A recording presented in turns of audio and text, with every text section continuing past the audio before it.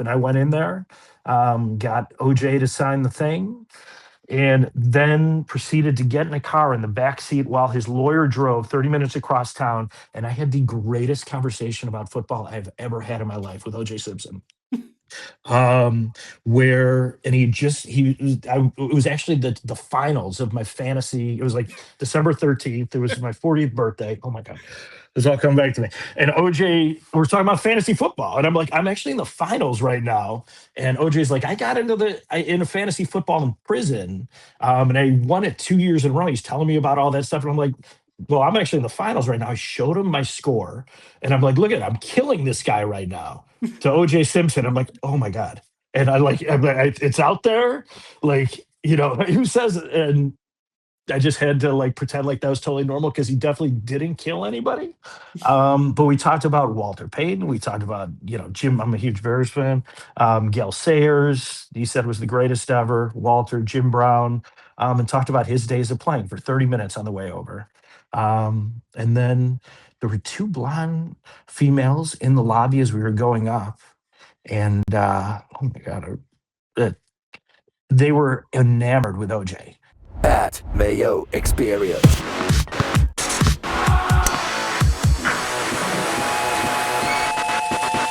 Welcome to the Pat Mayo Experience. Switching gears today on the show. It's a Friday. We're going to have some fun, and you can have a ton of fun by watching Jury Duty Season 2 on Amazon Prime. If you missed Season 1, I don't know what the hell you're doing. You should probably go watch that. And joining me to discuss all of this is someone who worked on the show, Jordan Cohen. Joining me here. Jordan, tell everyone what you do on the show. It's a great question, Pat. Hello, everybody. What do I do? So I am one of the producers on the show, but I'm also, if you know what jury duty is, we have to create like a ruse of we're filming a documentary as far as the one person is concerned with. And so I'm sort of like the documentarian. I'm with the cast the entire time. I'm with this iteration is with Anthony. I was with Ronald from day one, helped cast him, helped cast Anthony with us as well, bring him into the whole fold, make it all seem like this is totally a normal thing, what we're doing. So I'm like part of the cast, but always off camera, although you hear my voice a couple times during some episodes. So sorry to do that to you. I know I don't have the greatest voice, but it's better than looking at me, which you have to do right now. Anyway, Pat, how was that? Did I answer that right? I think so. I think you got it. Well, we spoke yesterday until my power went out. So it's great. This is round 2, so it could be a little tighter this time. But it got me thinking. Who would be the perfect person as the main character of this show? Cust would be amazing. Cust would be. Is that awesome. Where you're going? Is that where you're going? Yeah, he'd be incredible. He'd be easy to do. How do we do that? Oh, totally. The only thing is, for this, we're trying to we wanted to find somebody who is going to make all the right choices and really, endear himself or herself in future episode or future seasons possibly to America and to the world. And I don't know if Cust, I love Cust. I feel like he's an acquired taste a little bit. But maybe like season 6, 7, we can get to Cust status. I would love that. It would be great. He is like genuinely the nicest person going. So there's always like he will really fit in a cast of people he doesn't know. He's very drama free that way, but he'll just do weird things. What is this guy doing? Who eats like that? What is? Yeah, I totally agree. All right, I'll mark that one down.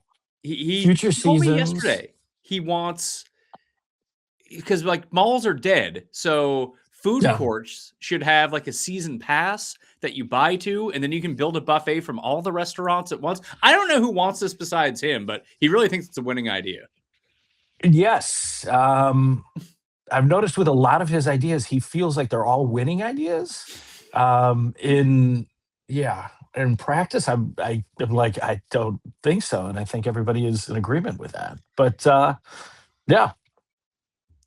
I don't want to spoil it too much, but season 2, so season 1 was an actual fake jury, a fake trial, actors playing the judge, everyone on the jury, everyone who was there. Season 2, a little bit different. Did you guys think about changing the name, or does the name have so much brand value now that you have to call it Jury Duty? I think it has so much brand value that we have to call it Jury Duty presents Company Retreat. And then if there's a season three, good Lord willing, I think it'll be something different. It'll probably be Jury Duty presents Jury Duty presenting Company Retreat. No, I think it'll still be just Jury Duty presents whatever the next thing might be. Um, and would love to see a season three on that note. Did you guys get a way bigger budget this time around with Amazon being behind it? Definitely. So what we pulled off is exponentially, absolutely exponentially in every facet was a lot harder than what we did in season one. Um, Season one, obviously we'd never done it before, so it was all new territory for every single person involved, and obviously it was incredible what we were able to pull off. We wanted to push the envelope a little bit more, so the world is much bigger, and you'll all see that in episode 8 when we do like the behind the scenes, sort of like we did in the first season as well, to show how we did this. We took over a huge resort in Agora Hills, right near Malibu.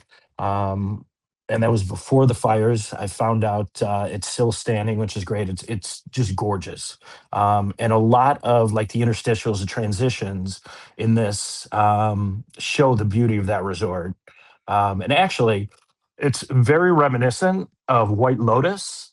And one of the executive producers and creators of this is Dave Bernard, who is the executive producer of White Lotus as well. So it's almost like a tip of the cap. Um, yeah, did I answer your question, Pat? Did I? Yeah, you guys had more budget. It looks nicer. We have more budget. That was a question. Yeah. Thank you. Did you get like nicer cameras? Um, don't know. Like I'm so technologically like out of like I have no idea. Like getting Aren't me on you this thing was like tough. I know you're a field producer, right? Like, are Yeah. you not holding a camera sometimes?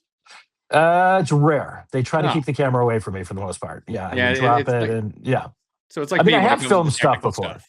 Oh When yeah, we're on the I've road, done it. they just don't let me touch anything. Other people have to set that up. Yeah, that's what Jared is for, and and I, yeah, I talk, and although not, I normally talk better than I'm talking right now, It's but okay. Listen, yeah, you're on the yeah, show. You're a long time. It's hilarious though. I mean, you jumped on to me like when I was talking about Jury Duty season 1, and we chatted back and forth. It's like let's get on. Let's do the show this time around because yeah. I just find the process behind this show, how to keep it. Like, is there a fail safe? Like, what if the person finds out what's going on? It's a great question. It's never happened. If there is, we deal with that in the moment. There really wasn't like a total protocol if that were to happen. Of course, we had major confidence that that wouldn't ever happen. But the crazy thing with this is, we've got around 100 people who are there, although like hiding in different areas for the entire time because it's really just supposed to be a small documentary crew and then the company. But at any given point, any single person can blow this entire thing. Everybody holds, the whole show, and millions of dollars of Amazon's money in their hands at any given second. So it really is, it's just high stakes, like a high wire act. And for this to go on for 2+ weeks and be able to keep, the the ruse or whatever you want to call it up is incredible. But it also, like, if you take the other side of that and you think about it from Anthony's perspective or Ronald's perspective, first of all, we make sure that they've never seen Jury Duty, so they wouldn't know like anything like this exists, and we have our ways of doing that. But like, it would be so insane to actually not only think that like this is all fake, but also like call that out and like just be like, no, I got you guys. But it's possible. It could have happened. And I spoiler alert, it did not happen this time. Well, I don't think the show would be coming out if it did. That's a good point. Yeah, good point. So what's the vetting process behind finding the I guess I want to say the mark, but the main character, the one guy who doesn't know what's really going on? The vetting process is so We did like a nationwide search. Obviously, the first time was for jury duty. So we put like a Craigslist ad out. For this, it was a little bit different. We needed to find a somebody who's in the job market, which is really one of the threads through this whole thing. What the job market is, the temp industry, corporate America um, versus family-owned businesses and everything. A lot of different overarching themes. But we were looking for somebody who's looking for temp work, who wouldn't mind coming to beautiful California. And then we talked to them like it's a real job. Like they might be working for this, in this case, hot sauce company for a few weeks. And what we're looking for is somebody who is inherently genuine, who is confident in themselves and feel would be a great person, make the right decisions all along, and somebody likable, obviously, and somewhat good looking as well, as they've got to be in front of a camera for weeks, and and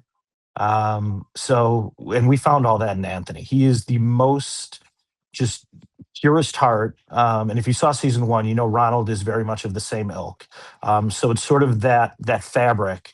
And in this day and age, with so much shit going on in the world, as we all know, it is such a breath of fresh air and inspiration to not only be able to find somebody like that, but then to hang out with somebody like that, be in their aura for so long. And I think America is going to fall in love with this guy. He's incredible. I think Um, that's what I enjoyed so much about season one yeah, was I started watching Parks and Rec again recently yeah, too, and just we were like after we had the baby, we started like we've been binge watching X Files, and my wife just looked yeah. at me after like 10 minutes of after having the baby and watching X Files. She's like, "This is a bit much for the moment. Let's just put on something happy." And Parks and Rec is a happy show. This is a happy show that you just put it on, you feel good, and the first 3 episodes are dropping Friday, right? First three episodes dropping Friday. So I guess today, if you're watching this today, the embargo for reviews was just lifted, meaning that people started coming out with reviews, and they're overwhelmingly like positive, saying it's a really tough thing to try to recapture the magic that we did the first season. And overwhelmingly, they're saying that not only do we do that, but we up the game, which was really the intent behind this whole thing. I have to like harken back to 2018. Where I'd been working with Sasha Baron Cohen for a while as the head field producer for him. We'd come off a show called Who's America. We were just in the infancy stage of Borat 2. And my mentor, Todd Schulman, who is the field producer for Sasha for like 10 years prior, who now works for Adam McKay, great guy. He's one of the creators of this. And we had a lunch in 2018, and he told me about this idea. And I said, I don't care what I'm doing. Like, if I have another job, whatever it is, I need to work on that show.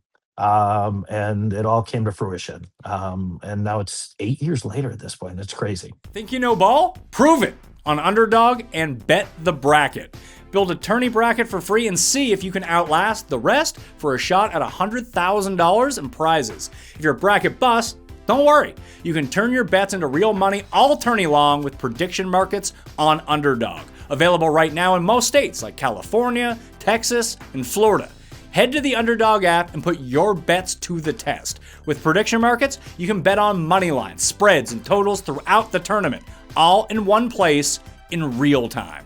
New markets drop every round from the opening tip to the final buzzer. So, if you love college hoops and think you know how each round will unfold, Underdog is where you make your bets. Download the Underdog app today and use promo code MAYO to get started. Prediction markets on Underdog, available in your state. Guys, you know what it's like when you start to get older. Working out, harder. The food that I used to eat doesn't keep me lean in the same way that it used to, and by the time the afternoon rolls around, my energy comes crashing down. That's not how we're supposed to be living in our 30s, and for me, very, very early 40s. Oftentimes, it's because many men suffer from low T levels. Doctors act like TRT is no big deal. Just weekly shots for the rest of your life. Then you dig deeper and realize what you're actually signing up for. Thousands of dollars to shut down your body's production forever. That's where Marsden comes in. Marsden gives you the same benefits of optimized testosterone, energy, strength, and focus without shutting your body down. No synthetics, no needles, no dependency. It's just like hitting the reset button on your hormone factory instead of shutting it down. Made in the USA and third-party tested. 90-day money-back guarantee, so there's no risk. Worst case, you don't absolutely love it and you get your money back. But over 91% of users report higher energy levels. Thousands of guys are feeling incredible results. Just check out the reviews on the website to see for yourself. For a limited time, my listeners get 50% off for life, plus free shipping and 3 free gifts at mengotomars.com. That's mengotomars.com for 50% off and 3 free gifts when you check out. After you purchase, they will ask you where you heard about them. Please support our show and tell them that we sent you. So it makes sense that, like, to take people crew-wise, producer-wise, from things like, Sasha Baron Cohen, Curb Your Enthusiasm, like that entire non-scripted world would make sense. You guys have a lot of reality TV people on there as well, like just crew-wise, not so much just people-wise, obviously. Yes, very much so. Great question. I originally not originally, I, was a restaurant manager in Chicago and blah, blah, blah. But when I moved out to California, I started with a company called 25/7 with Dave Broom. He was the creator of Biggest Loser. And so from 2008 till like 2015, 2016, I was a reality show producer. I worked on The Bachelor, I worked on a show called Coupled, worked on something like the gay version of The Bachelor called, I can't even remember the name, Finding Prince Charming. Yeah, a bunch of like reality shows. And a bunch of the crew who are now camera for Sasha and also jury duty, or were like, I'm like, oh, I know you. Like you were on my show. So it was a lot of the same crew. It's the same thing. So you But never a worked little on bit the different. challenge. Never worked on the challenge. I have friends who worked on the challenge. Worked on a show called American Grit with John Cena. Oh, could you see him? Oh yeah, he was amazing. I actually, yeah, I will tell you. I feel like as far as talent goes, I don't think there's a greater talent, than Sasha Baron Cohen. I think is a complete genius for him to be a totally different character in this realm for so long and be able to switch things up. Anyway, but beyond that, John Cena, I've never seen somebody who you can just give lines to and without writing them down, he just remembers them, and it's one take every single time. He's an absolute talent, and just a really, really genuine guy. Was a great guy.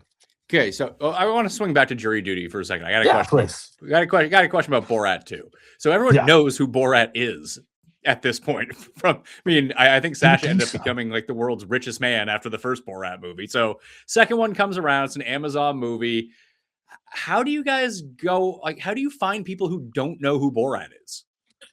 It is a process that we do, and a process that I did not think really would work. But because like you said, who doesn't know who Borat is? Turns out a lot of people didn't know who Borat was. We found upwards of like 100 people who were on camera who did not know who Borat is. And so for us, we found the percentage to be out of people that we reached out to or were talking to be in any given scene was somewhere between 1% to 2%. So for every person that you see on camera, just know like, and there's at least 100 people who we failed with before getting to that. And also then we needed to make sure that they were the right type of person, would say the right thing for any given scene. But it was amazing to me. And I'll tell you a quick story. Sasha didn't think that we can do Borat 2. We actually tested it out like in 2016 or something like that, and put it in the back shelf. Like, there's no way this will work. In 2018, he was doing a Jimmy Kimmel show for It was the midterm election, and he was going to be on, and he was going to do something actually with, I think it was Kanye West or something at the time, pre like crazy breakdown, but it was after he'd been like in the White House with Trump. It was going to be this really weird thing, and obviously that fell through. And I got a call the night before he was supposed to be on Kimmel. He's like, Jordan, do you think we can do a Borat thing, put it together? And I'm like, absolutely. So we went out to Westlake Village, and filmed like a midterm election thing where Borat was messing with people going to the polls. And it worked. Like people didn't know who he was, and it was hilarious. It was a 5 minute bit that aired on that Kimmel thing. It was all in promotion for Who's America, which had just come out. And he, I'll to my own horn, he credits me, or did at least once, and I'll pretend like he says this to everybody, but with making it possible to make, for him to feel confident that we can do Borat too. It was a really, really cool thing. So yeah. How does it work, like coming in and out of character? Like, is he in character the entire time you're on like set, and then he's like normal afterwards? Is that weird? Yes, it is totally weird. It is totally, totally weird, because he's still in character, and especially like as we went through like Who Is America and Borat, like he's in the suit with the mustache and everything like that. And you're talking to him, and he's just right out of character, which is something I can't do. Like with jury duty, or even getting people in the scene or anything like that. I have to like pump myself up by staying completely in character and calling, like with jury duty, everybody's got the real names, and then they've got their character names. And we made it really a practice, but it's something that I couldn't live without. Like I didn't even know their names when we started filming jury duty. I only called them by their character names. And actually went to a premiere screening last night, and it's the first time I'd seen some of them, and I had to study their actual names, because they're like, I just know them by their character names. It's a weird, weird thing.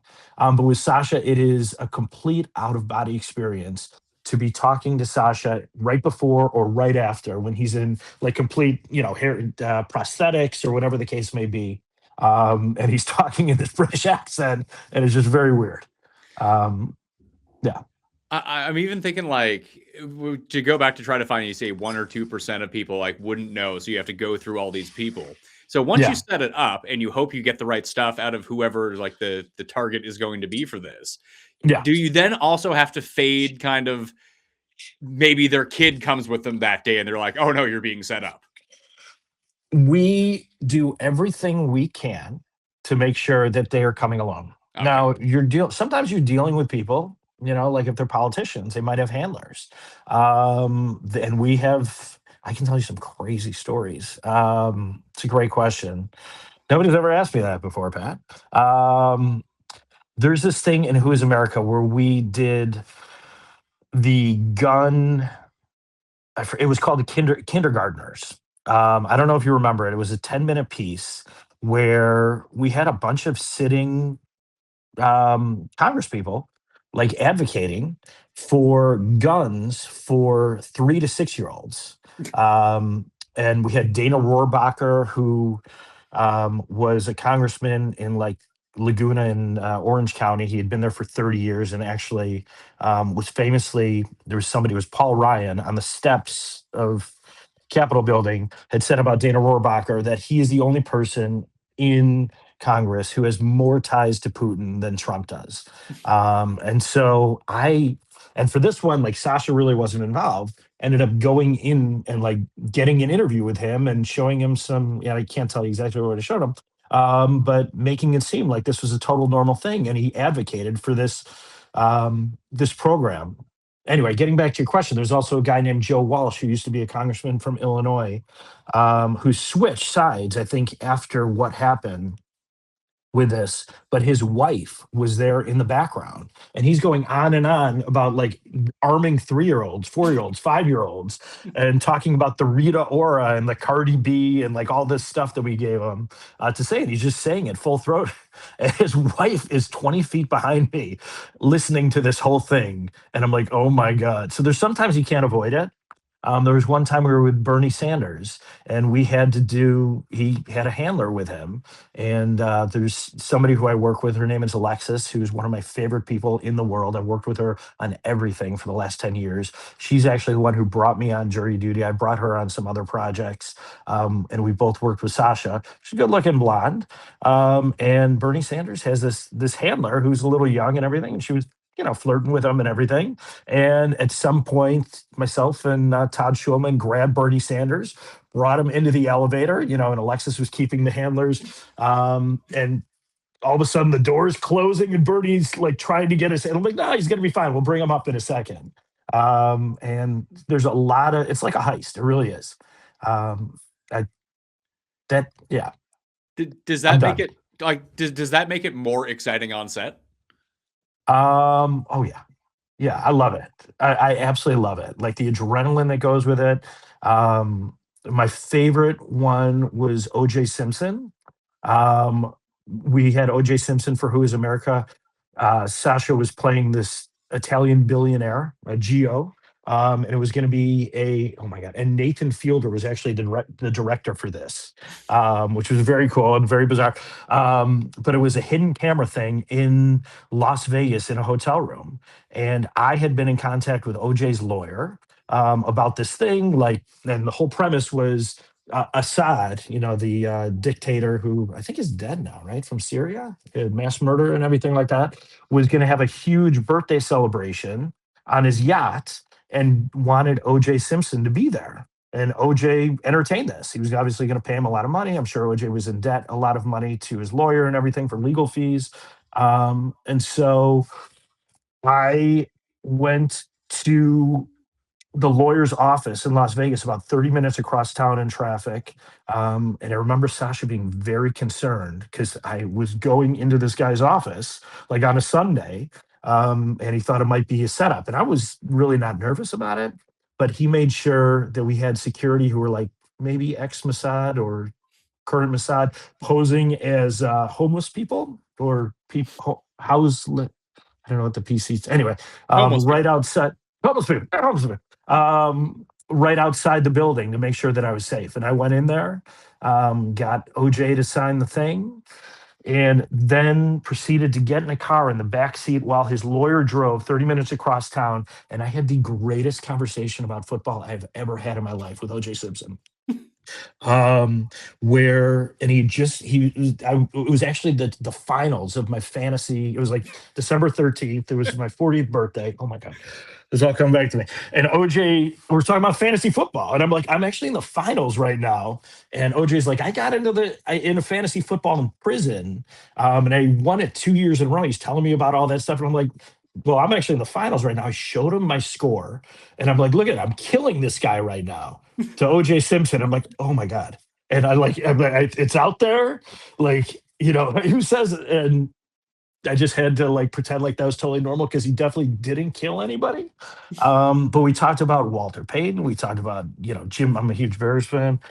Gail Sayers, he said was the greatest ever. Walter, Jim Brown, and talked about his days of playing for 30 minutes on the way over.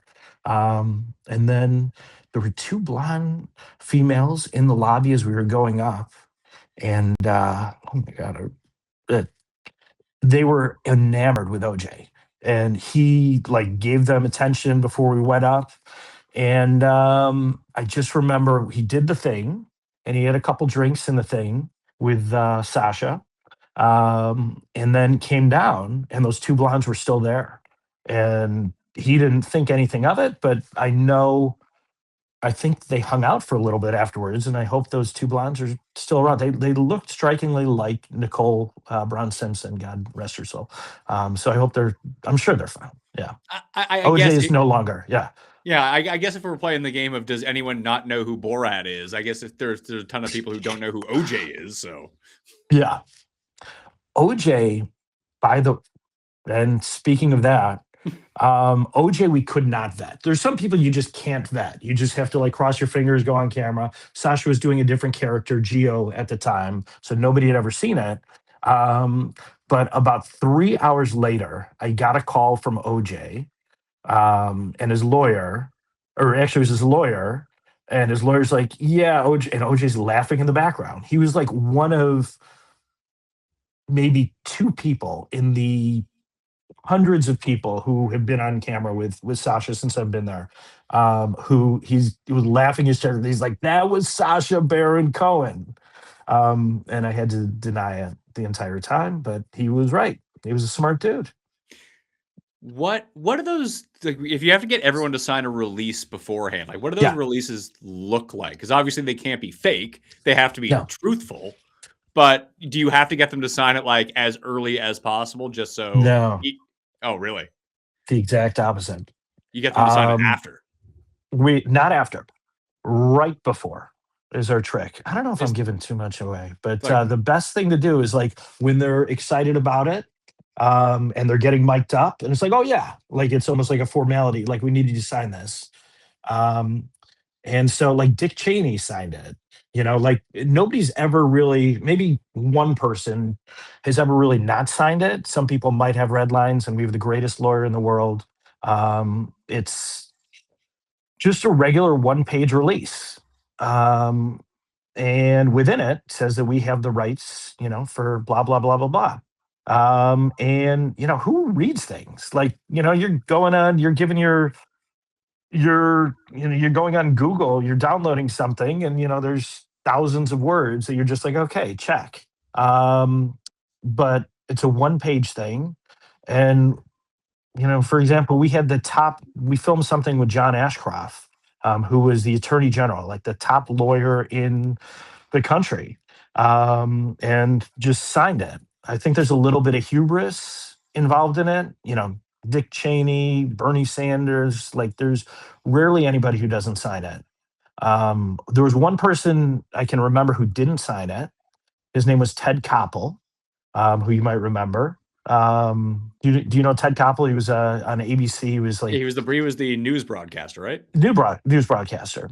And we filmed with him during Who's America, and he wouldn't sign it. And talked, and I was on the phone with our lawyer, and our lawyer is like, you know what? We can argue without a reasonable doubt that, especially him being a news broadcaster, knowing there are overt cameras on him the entire time, that he is very aware that he's being filmed the entire time. So that was like the one exception where we filmed with somebody where they didn't sign it, and it was great. So So when you guys are building out a team for all this, it's yeah, Sasha, producers with ideas, and is the next step get the best lawyers possible, or does that come second after the idea? Sasha has a lawyer he's been working with for 30 years. And he's the greatest lawyer ever. And he's the nicest guy in the world. And just, you can text him, call him, and everything, especially with Sasha, um, needs to be legally approved. We have a joke. He, will write legally fine, which I want to come up with a series, Legally Fine. I think that would be a great title for a series. I don't know if it's like a late night, like Cinemax, like law firm or something like that. Legally Fine. I don't know. But we'll work on it. But yeah. So there's still people that sue because it's America and you can sue anybody. But Sasha's never lost a lawsuit. And we ever, he's the lawyer I'm talking about is just the best, and just always there. And everything we do needs to be approved by the lawyer.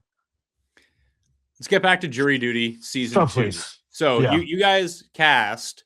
So you end up with you vet the main character. You Mm, make sure that, like, what's on the questionnaire when you try to find out what this guy doesn't know and does know, so he can be perfect for you guys.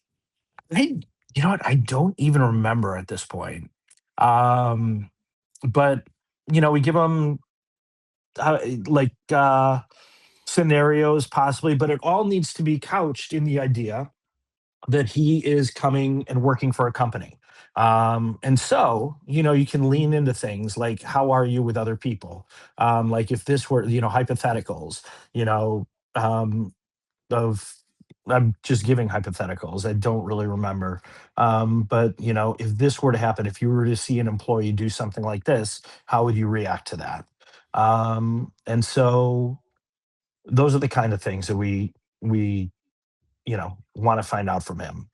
So the, And the the second part, when you yeah. cast the employees that are going to be working with them, so you have to go and get actors for all of this. What's the Mm, background you're looking for, and how do you find people that are both good enough to do this? Maybe there's a ton out there, and I just, I'm not in the industry. I don't know, but also I wouldn't say so unrecognizable that someone wouldn't walk me like, "Oh, I saw you in this." yeah. Um, for that, we have the greatest casting director in the world. Her name's Susie Ferris, and she cast season one as well and does a lot of things. So that's all like out of my realm. But then also, like, they come in and we talk with them. And, sometimes somebody may end up being replaced at some point because they're not taking on the role the right way or really understanding how immersive this is. And going to the cast, and I'll just take the opportunity to talk about this cast. Season one was a little bit different, where everybody is their own individual person and they have no shared history together. So you didn't have to be, and we were buttoned up, and they knew all their backstories and everything like that. This is exponentially harder for everybody, and I keep saying that, but also the cast. I don't think this is hyperbolic to say. I know it sounds like it. This is the highest degree of difficulty any acting experience ever in any form, any format, any media, whatever you want to say. These people needed to live, breathe, and be these characters for 2 weeks. And not only that, and the difference between the first season and by the way, is this too much Chester? Oh, Um, you can go the full DP if you want to. That's fine. the difference between this one and the first one is these people held jobs. This is for a hot sauce company, and most of them have been working there for years. It's a family run business, and in any family run business, you have shared history with everybody. You've touch points with your coworkers, and like need to recall stories from like have things set up where like oh yeah, 3 years ago we were at dinner at this thing, and remember when that happened. And then also the whole idea is they do this company retreat every year. So they need to have stories from like previous things. And they all need to match up. Like if one person talks about a story from 5 years ago and somebody like messes up the story and says something different in front of Anthony, like his antennas will be up. Like, wait, might call him out. Um, so they not only needed to know their backstory and who they are, they needed to know everybody else and what the relationship is with everybody else and have touch points and history and stories. They needed to know the history of this business. And beyond the history of this business, for the first 2 days we filmed was all in an office that we made it seem like it was a real working hot sauce company. And we needed to make it so if Anthony's walking through the hallway at any given time, because we couldn't control things, and we're trying to control his movements, but he could walk past an office. You need to be doing work. The salespeople needed to be on the phones, like typing on the computer. The receptionist is taking phone calls, so we're calling in, and like it's this incredible world that is uh, I have to credit, I mean, have to, like, it's Nick Hatton and Jake Szymanski, the director, and Nick Hatton is the executive producer. I worked with Nick on with some Sasha Baron Cohen stuff. And Jake is the director from a comedy background, and the amount of work and thought and mouse trapping and like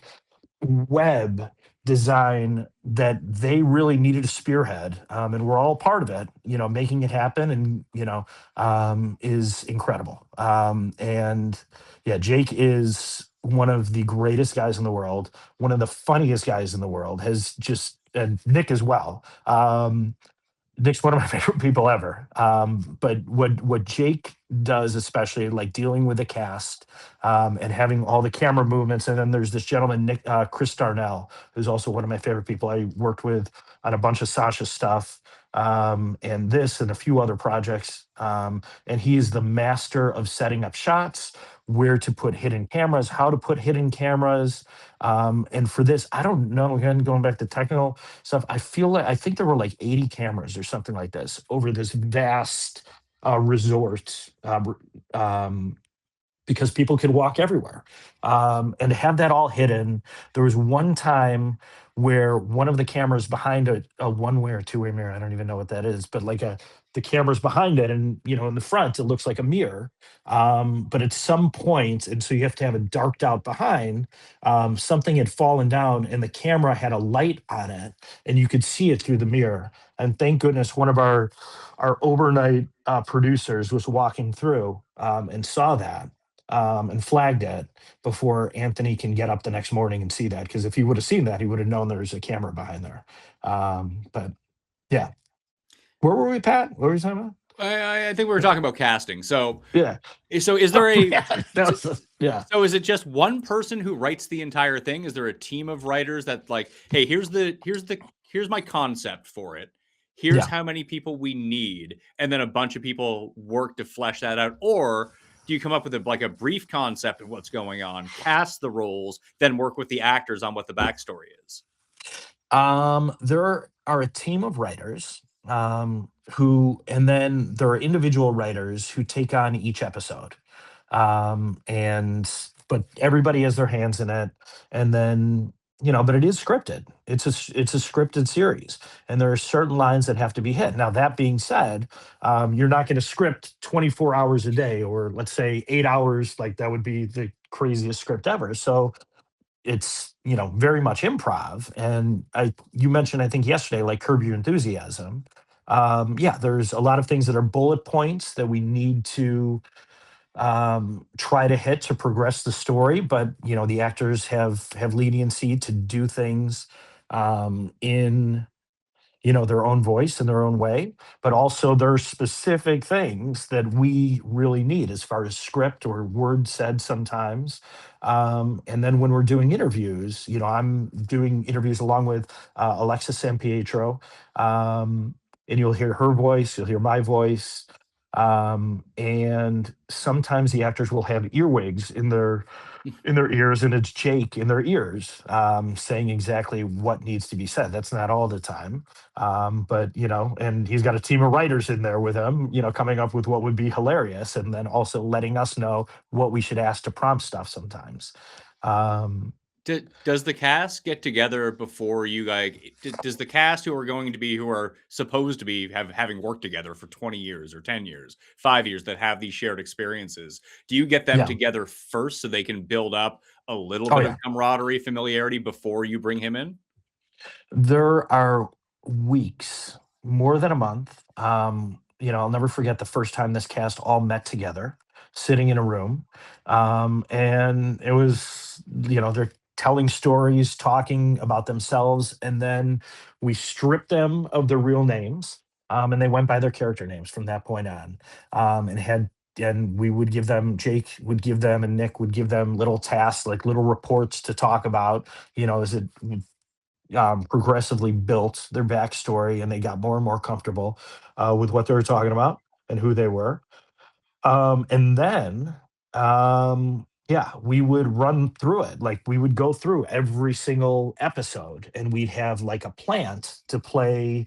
You know, um, his name was Aaron. Great guy. Actually sat next to him last night at the screening.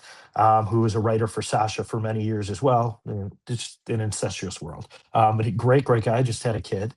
And he played, and we had a few different people play the role of who Anthony ended up becoming.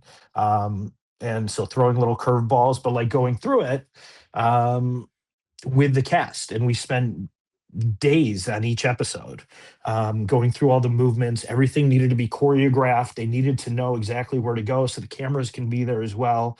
It is such a fine-tuned machine, as much as it possibly can be, but also just a total high wire act the entire time. But yeah, there are weeks of training, of rehearsing, and going through absolutely everything, so they were as comfortable as possible. That being said, there is no substituting for a real person who thinks this is a completely real thing and a normal thing, and everybody's on the same level. Was So the audio easier this time because it was a faux documentary that you could actually mic people up? It was sort of the same. So the first season also was a documentary. Oh yeah, that's right. Um, For some reason, I'm yeah, thinking I about the mean, it's been hidden a long cameras time. and like Yeah. like. Do you still have to hide mics all over the place? Yes, hide mics all over the place. We try to keep, especially Anthony mic'd up. There's sometimes where, you know, we're like, oh shit, we forgot to get your mic. Where you've got cameras all over the place. We didn't have any cameras in his cabin or anything like that, or obviously in restrooms or anything. But yeah, there's cameras all over the place, and you just sort of forget that you have a mic on at some point. It's just human nature, I think. But yeah, the first season was a documentary. We were doing a documentary for about a jury trial from jury selection through the final verdict. And this was a documentary about a family run company, with Doug, played by the amazing Jerry Houck, who is in the show Paradise. Oh, the And new you might show. have seen him in, yeah, and you might have seen him in like It's Always Sunny in Philadelphia. He plays the owner who is retiring and thinks he's going to hand the company over to his son, played by Alex Bonifer, who was in the show Kevin Can F Himself. And in a bunch of great commercials. He was in a Pizza Hut commercial last year for March Madness, I remember. He was Pizza the Hut, I think, something like Pete the Hut. Anyway, and he plays this buffoon, basically. The owner realizes he can't pass it on to his son at some point. It's not a spoiler. I think that's pretty apparent right away. Yeah. Did you guys Well, did you yeah. guys have to like buy the naming rights off of Pauly Shore to get jury duty? It's so funny when you say jury duty. Like, have you seen Jury Duty? Oh yeah, I think so. That movie. There was a movie or something in the. No, that was the Pauly Shore. I have seen Yeah. jury duty like Oh, 40 times. It came you're out talking when about I the was movie. 7, Yeah, and it has Pauly Shore, Tia Carrera coming off Wayne's World is in that's it. What a right. classic. It really is. It is, and I think it's like sub 10% on Rotten Tomatoes, Oh, but a it's so total bad. classic. It's so bad. Don't watch it as an adult. Oh, those are the best. Encino Man was one of my favorite movies ever, and yeah. But like, does that like But is there a conflict with that with two things being I named the don't. same thing, or is they like copyright expired? I think copyright. Will say copyright. I have no idea. I mean, maybe we're just hanging off their coattails. I have no idea. I feel like Jury Duty is like a pretty common name. I never know how that works. But yeah, I don't think there's been a lawsuit or anything like that. But I'd wonder what Pauly Shore thinks of it. Wonder if he's seen it, if he thinks it's better than his, I would which it's have to obviously think not. I would Yeah, have to think that he would think that it's better than his. He must know that his is not good. I I'm don't sure he got a know. ton of money for it though, so he's probably Well, good. and maybe he's making money off the naming rights to Jury Duty. I have no idea. Maybe we had to give him some money. But um, on that note, I did want. There's something that I think I mentioned to you, like in the first season of Jury Duty, a little story that like nobody knows. One of my favorite stories, and James Marsden's actually an executive producer, I think, in perpetuity on Jury Duty. I'm not exactly sure, but in season one, James Marsden obviously plays himself, and at some point, we needed to have everybody. Everybody's an actor, but Ronald signed this thing to say that he gives his rights to be on this documentary. And like I had this thought, and I'm like, there's no way Ronald would believe that James Marsden, who's, a megastar, and everything, would sign to be on this little documentary for Jury Duty.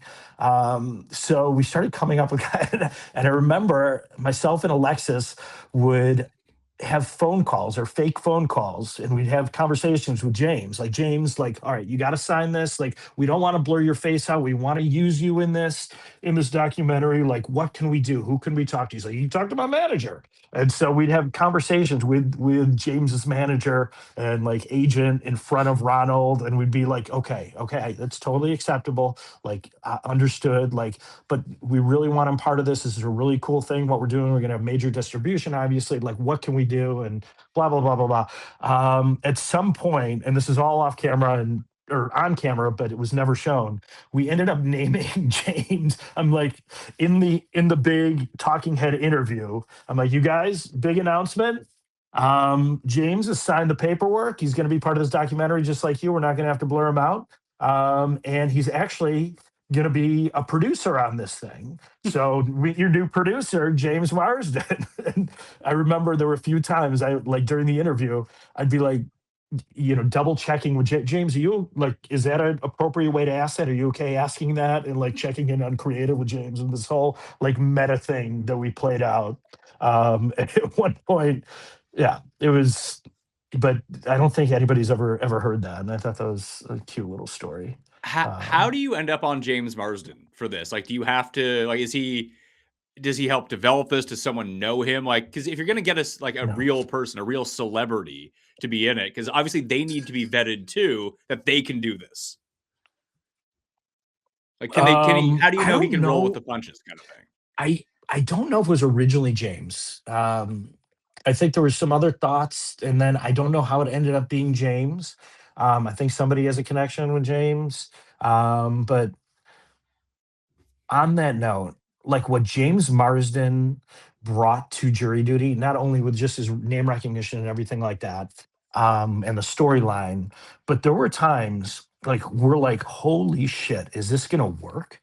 Like, what are we doing?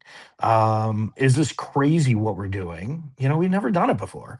And we all thought that we can do it. And it's almost like this giant Ouija board where everybody's hearts are into it.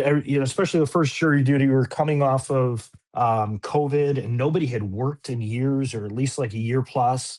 And everybody's wearing masks, and everybody's just fully into this thing. And there were times when James, like, I don't know, like, you're telling me I should do this. Like, is this okay to do? Like, because he was sort of a dick, like an alternate version of James Marsden, which is the furthest thing from who James Marsden really is. He's the greatest guy in the world. And the amount of trust that James needed to put into us and this concept and everything to be fully in and engaged and be sort of like play a dick version of himself for this concept that had not been proven with everything that he had to lose, more so than anybody else. I just can't thank him enough. I'm so grateful, and everybody so grateful that he went with this fully headfirst into this whole thing, to the extent that he did. Um, yeah. And that brought me to one more thing. Like, we had masks on. I'll never forget doing interviews with our masks on, and there were a few times where you can't break. Like, this is hilarious. Like, this is definitely hilarious what's going on. But when you're doing an interview in front of Ronald or Anthony this season and the whole thing, your headspace, my headspace needs to be, this is the most normal thing ever. It's not funny. This is a documentary.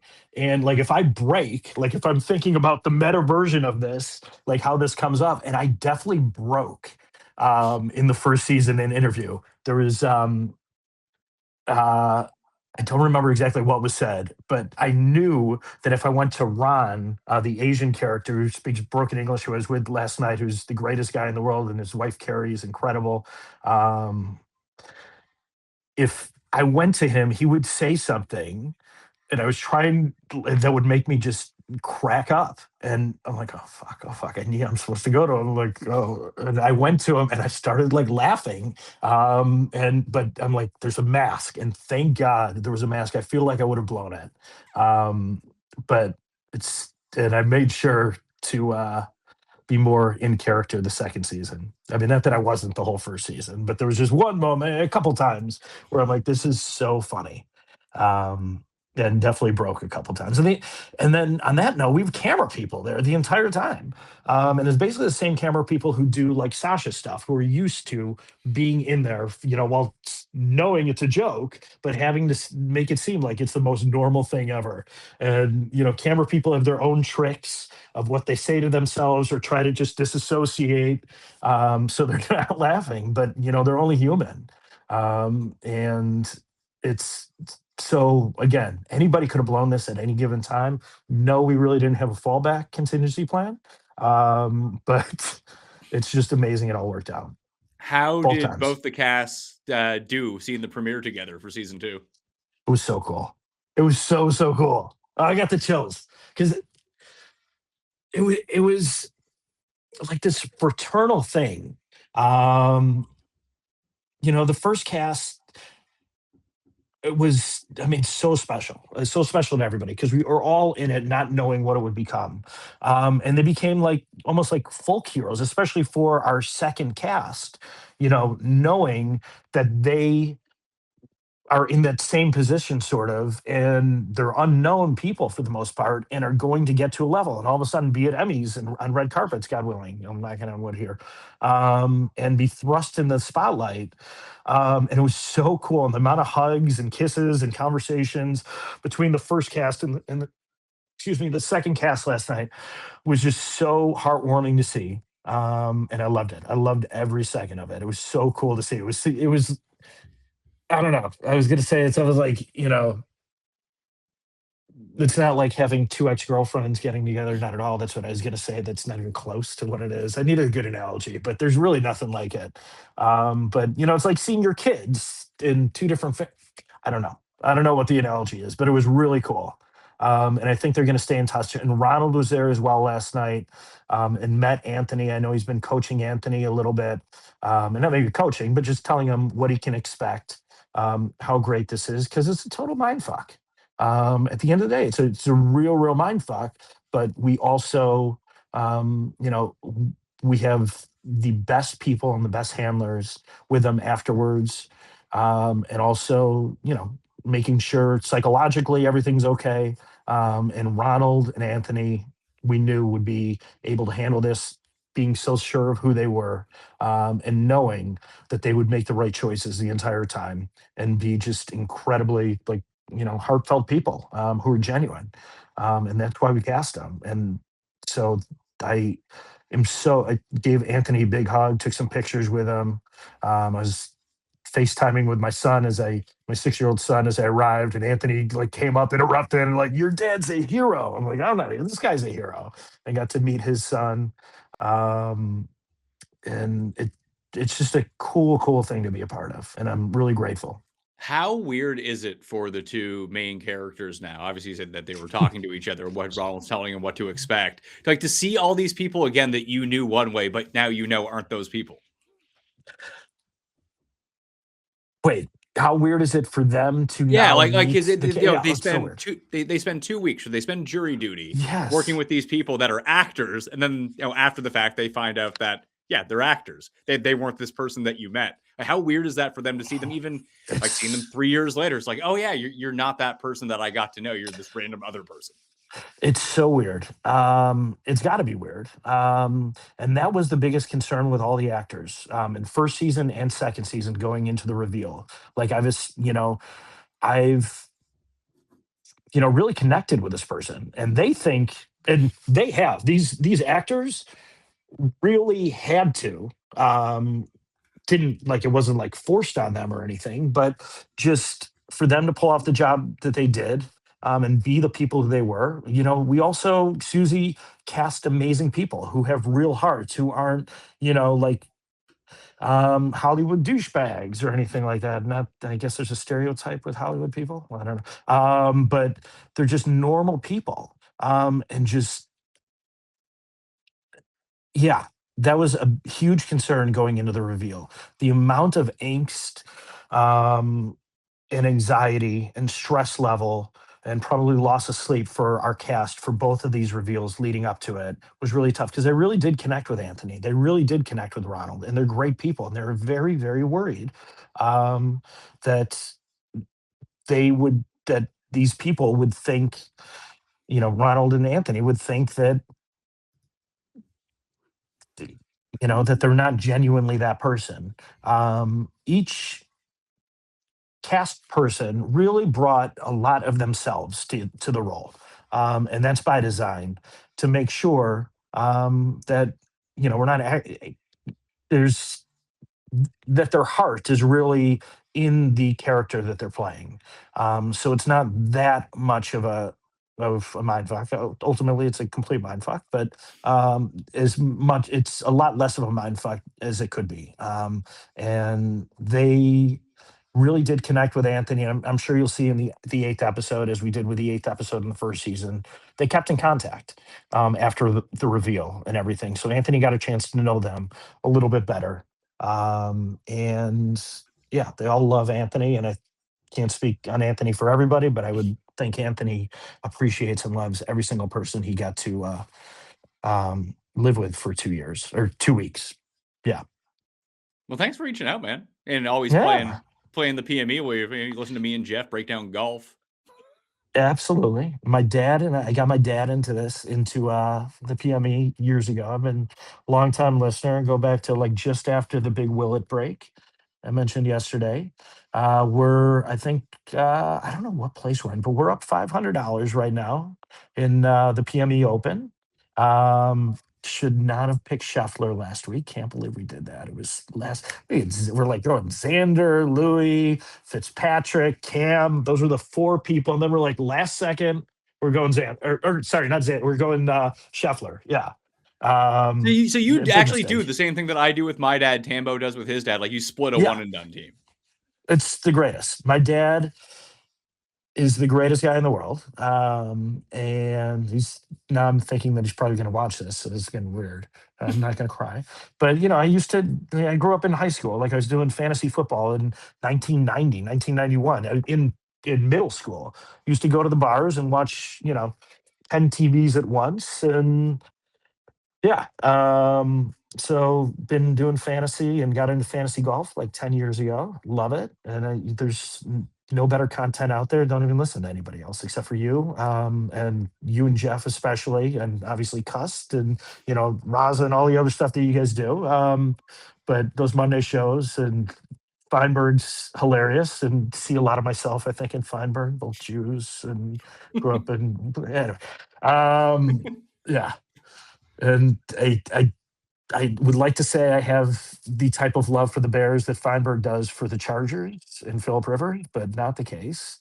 But like I was telling you yesterday, like I remember where I was for the '86 Super Bowl. I'm that old. And I I was at the Giants game in the playoffs in 1986 when they won 21-0. And never forget, like Sean Landetta hunting, and the ball completely missed his foot, and Sean Gale picked it up for a touchdown to go up 21-0. The wind came in, and like I've never seen a punter just miss a ball. He whiffed a ball in the playoffs. It's a weird thing. You should go back and look at it. But I'm done. What am I talking about now, Pat? I'm sorry. I'm taking up I time. appreciate you reaching out.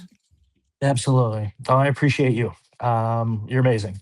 Best in the business. Thank you. And yeah, very cool. Listen, no power outage today. No. Was that weird? Because I think you were still talking and I was just gone. I was talking. Yeah, I went out for like an hour, and Jared's like, he's done. I think something. I thought you hung up because I was so bad yesterday.